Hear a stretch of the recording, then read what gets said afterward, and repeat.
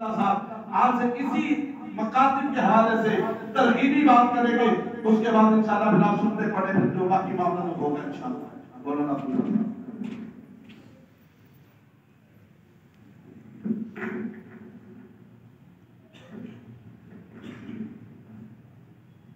بسم اللہ الرحمن الرحیم۔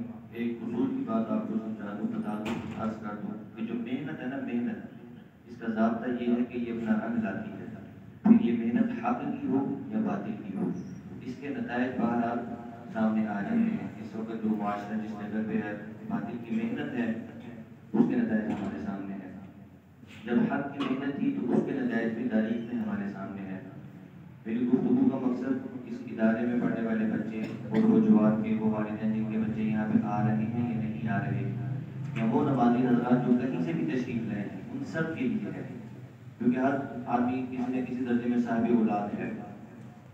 حضور صلی اللہ علیہ وسلم کے زمانہ مبارک میں 3 طبقات تھے: صحابہ، مرد حضرات، صحابیات خواتین اور بچے، اور ان تینوں کے اندر 100% دین تھا۔ حضور نے مردوں کا دین الگ سے سکھایا، خواتین کا دین بھی ان کو سکھایا، اور بچوں کا دین بھی ان کو سکھایا۔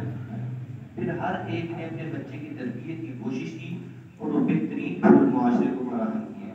آپ تاریخ اٹھا کے دیکھ لیں، صحابہ صحابیات کے واقعات بے شمار ہیں دین کی سربلندی کے لیے، آپ کو بچوں کے واقعات نظر آئیں گے۔ اس کی وجہ جو دین بچوں سے متعلق بتایا جاتا، صحابہ اس پہ بھی عمل کرتے، اس سے اگلے درجے پہ جا کے حضور صلی اللہ علیہ وسلم سے معلومات دیتے۔ الا کلکم راع وکلکم مسئول عن رعیتہ، پیارے آقا صلی اللہ علیہ وسلم فرمایا، تم میں سے ہر ایک نگران اپنے گھر والوں پہ، قیامت کے دن اس کو اس کے بارے میں سوال کیا جائے گا۔ ایک حدیث فرمائی، کل مولود یولد علی الفطرہ، ہر پیدا ہونے والا بچہ فطرت اسلام پہ پیدا ہوتا ہے۔ فابواہ یہودانہ او ینصرانہ او یمجسانہ، اس کے والدین ہیں جو اس کو یہودی بنا دیتے ہیں تربیت کر کے، یا عیسائی بنا دیتے ہیں، یا مجوسی کسی بھی مذہب اور مسلک سے بنا دیتے ہیں۔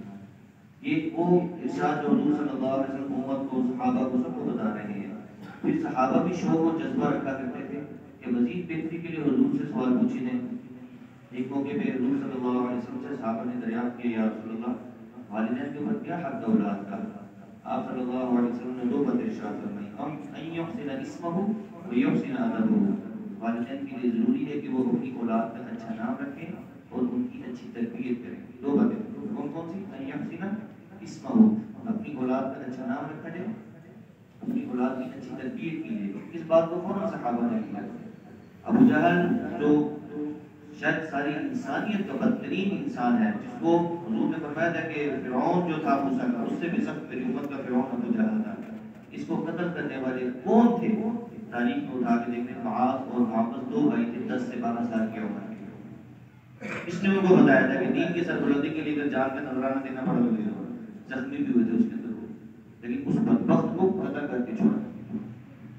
ماؤں کا جذبہ تھا تربیت کا، دودھ پیتے بچوں کو روزے رکھوائے جاتے ہیں، رمضان کی فرائض کی اہمیت تھی، جنگ کے میدانوں میں بچوں کو پیش کیا جانا دودھ پیتے، یا رسول اللہ اس کو بھی جنگ میں شامل کر دیں، یہ کس کام آئے؟ کسی صحابی کو دیتے ہیں، آپ اپنے لیے رکھ لیں، دشمن حملہ کرے تو ڈھال کے طور پر میرے بچے کو آگے کر دیں۔ اللہ، یہ جذبات تھے ماں کے گود کے اندر موجود بچوں کے بھی، جیسے جیسے وہ پروان چڑھتے ہیں کہ تربیت ان کے دل دماغ میں اتاری گئی ہوتا ہے۔ پھر یہ تینوں طبقات، مردوں کا، خواتین کا، بچوں کا، ان تینوں کے اندر دین مضبوطی سے رہا تو کفر کو درمیان میں گھسنے کا رستہ نہیں ملا۔ انہوں نے تربیت کا حق ادا کیا اپنی اولادوں کو، دنیا بھی ان کو بتائی، آخرت بھی ان کو بتائی۔ وقت گزرنے کے ساتھ جس طبقے سے دین نکلتا گیا، صرف وہ بے دین نہیں ہوا، پھر وہ طبقہ دین کے خلاف کھڑا ہو گیا۔ آج مسلمان مردوں میں دین موجود ہے، مسلمان خواتین میں دین موجود ہے، سب کی پوزیشن ہمارے سامنے ہے۔ بچے اس وقت کہاں پہ کھڑے ہیں؟ میں چند سال پہلے کی آپ سے بات کروں، آپ میں سے جو بڑی عمر کے حضرات کو یاد ہوگا، گلی محلے سے گزرا کرتے تھے، اس گھروں سے قرآن پاک کی تلاوت کی آواز آیا کرتی تھی۔ جن کو نہیں پڑھنا تھا انہوں نے گھر میں ریڈیو یا ٹی وی لگایا ہوتا تھا۔ ایک عرصہ گزر گیا، یہ آواز سن رہے ہو، گلی محلے میں یہ آوازیں نہیں رہی۔ اس کا اثر کیا پڑا ہے؟ وہ میری آپ کی نسل کے اوپر پڑے۔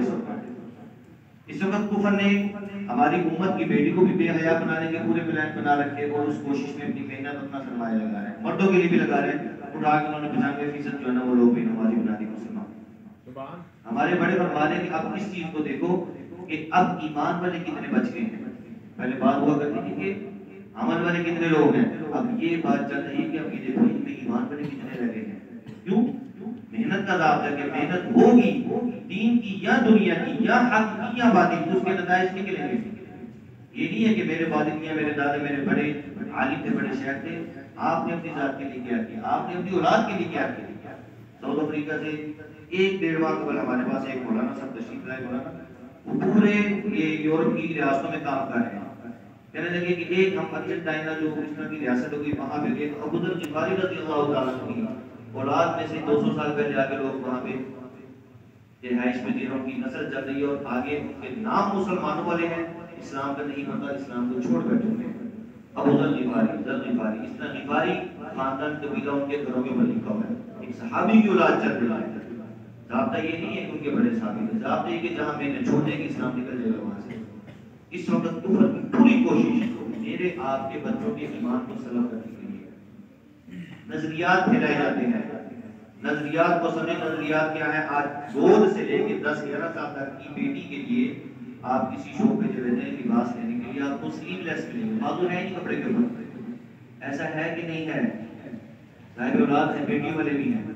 یہ نظریہ منتقل کیا جا رہا ہے کہ اس بچی میں سے حیا کھینچ ہے.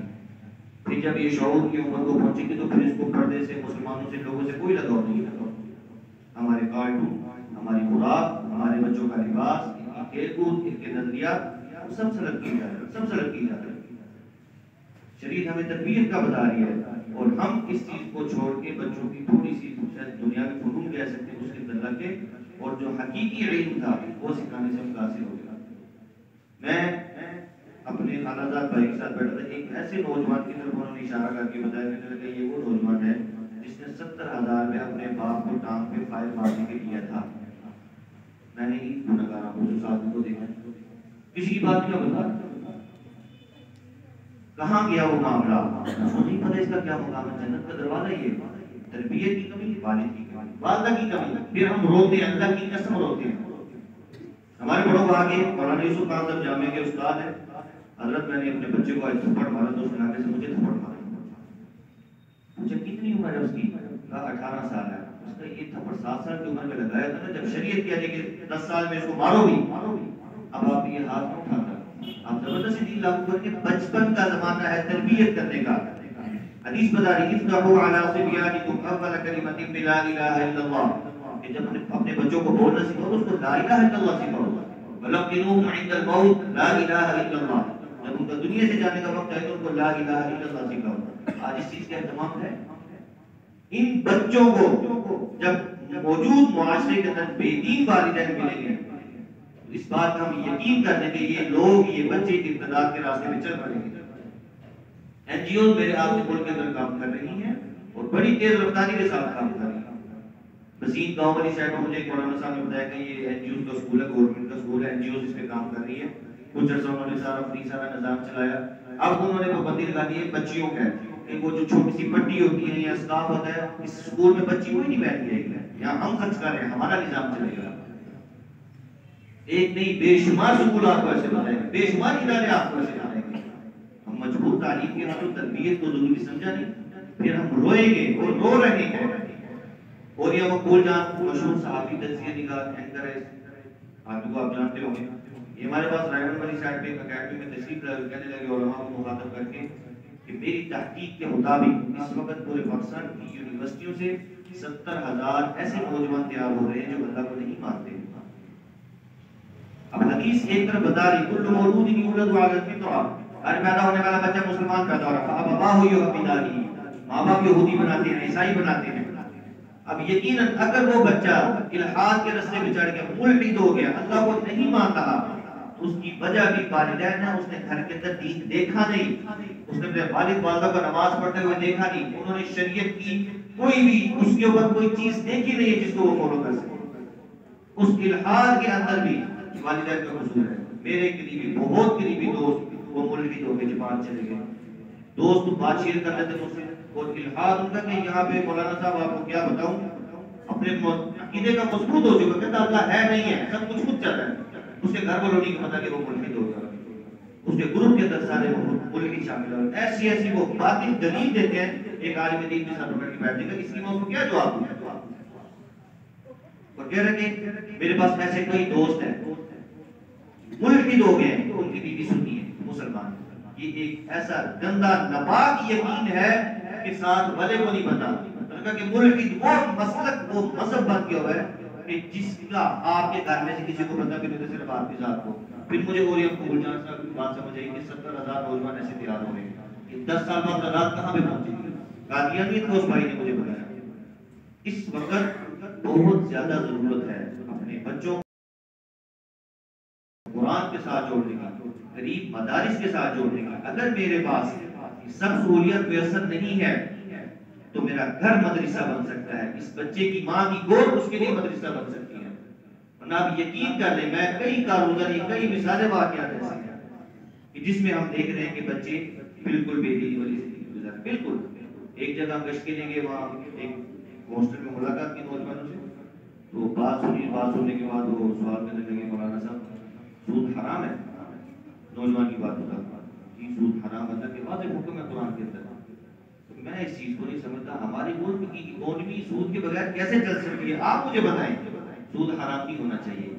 ایک نوجوان ہاسٹل میں موجود مسلمان کے عقائد ہیں, سود حرام نہیں ہونا چاہیے. آپ مجھے بتائیں جب یہ صاحب اقتدار بنے گا, جب اس کے پاس اختیارات آئیں گے, سود کو رائج کرے گا کہ نہیں کرے گا؟ یقیناً یہ سود کو رائج کرے گا.